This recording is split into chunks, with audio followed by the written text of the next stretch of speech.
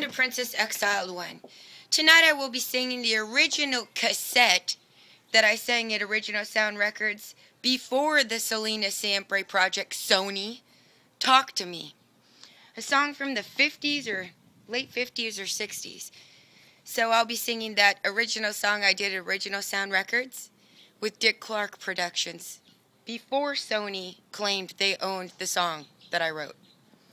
So, I will be getting ready to sing here soon, and I'll be digging through some original songs that I worked with Ed and Art LeBeau with before everybody's telling me I can't sing these songs.